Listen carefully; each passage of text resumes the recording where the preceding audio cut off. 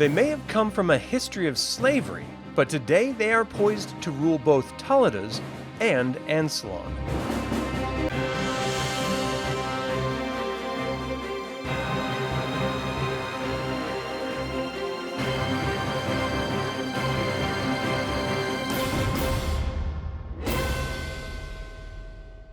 Welcome to another DragonLance Saga episode. My name is Adam, and today we're going to talk about Minotaurs. This is the second in a multi-episode series about the history, empires, and legacy of Minotaurs. I am referencing DLR2 Taladas the Minotaurs, game accessory, and Races of Krynn sourcebook for this information.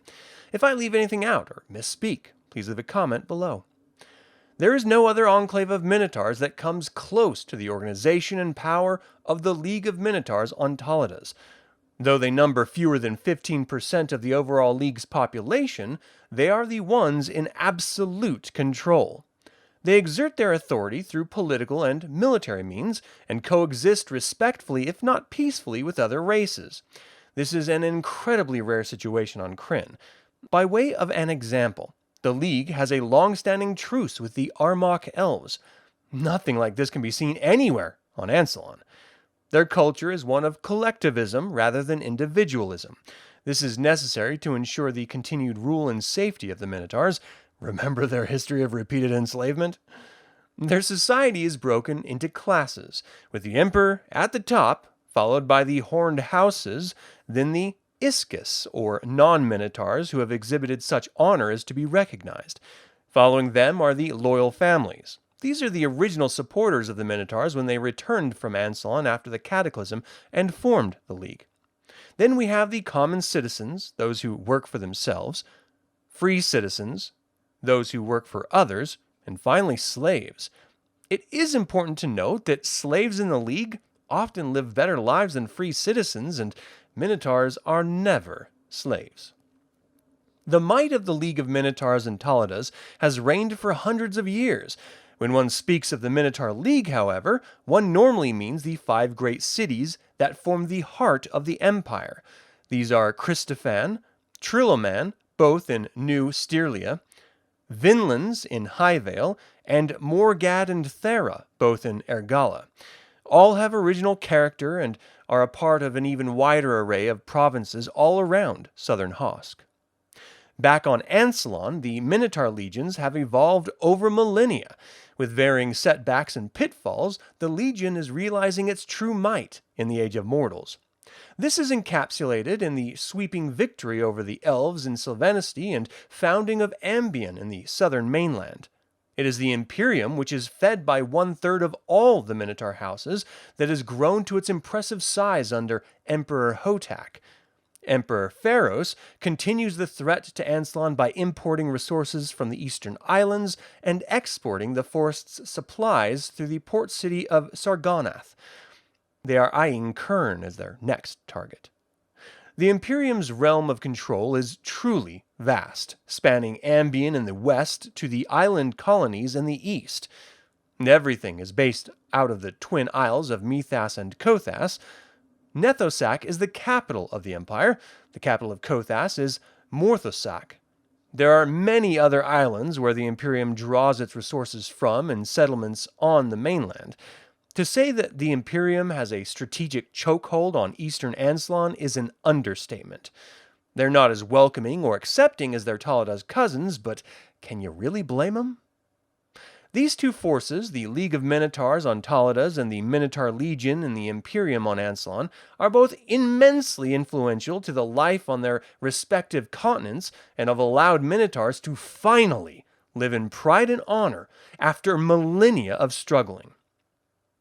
They are not, however, the totality of Minotaurs on Krynn, many of whom have operated from time to time with the two forces, but are in fact separate from both. The Causalati, for example, weren't known of until the Chaos War. They were founded by Kazinganthi de Orlig. Their realm exists on the Holakan Islands, where their capital city, Ganthisos, rests on the Sesta Kiri. Their society is led by a patriarch, and below him is the Council of 12. Next are the 50 sentinels who govern the various districts. They do not worship Sarganas like the Bloodsea Minotaurs, but rather Kiri-Jolith and Paladine, in honor of their founder Kaz and his friend Huma. They employ shielding spheres to hide their islands. They have been known to side with some Bloodsea Minotaurs during the Chaos War and again during the Minotaur Wars.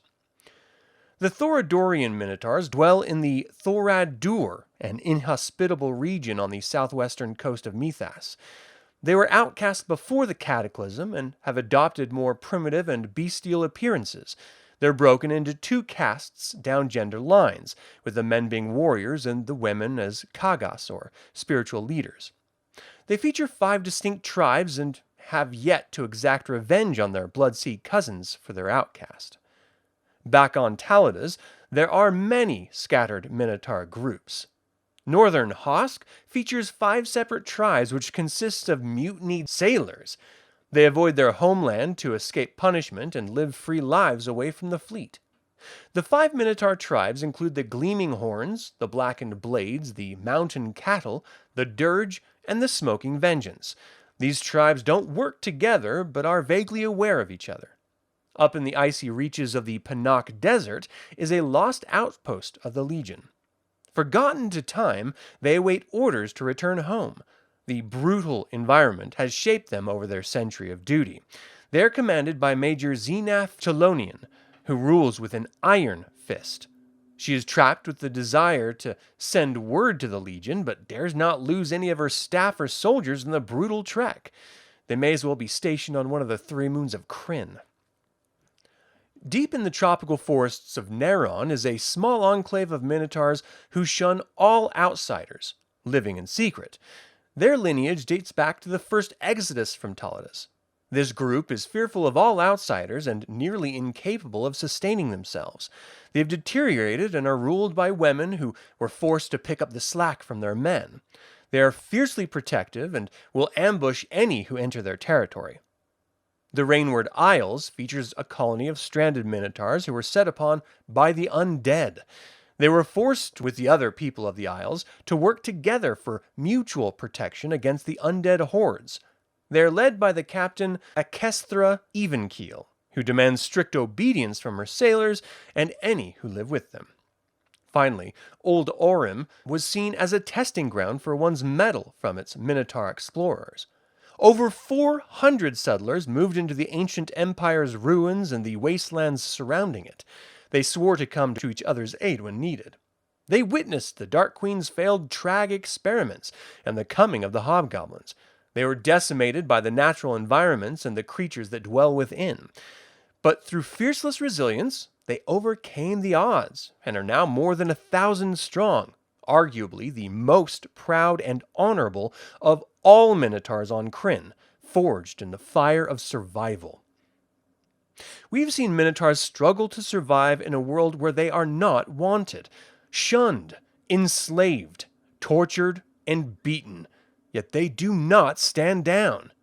They bided their time, grew strong through their focus on honor and strength, and are now poised to dominate both major continents and the seas surrounding them on Krynn. And that is all the time I have to talk about the legions of Minotaurs. I hope you enjoyed the information. Do you use the Minotaur military in your campaign? Is there some cosmic justice in their rise from slave to slaver?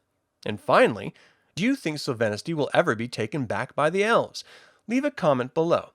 I'd like to take a moment and remind you to subscribe to this YouTube channel, ring the bell to get notified about upcoming videos, and click the like button. This all goes to help other Dragonlance fans learn about this channel and its content.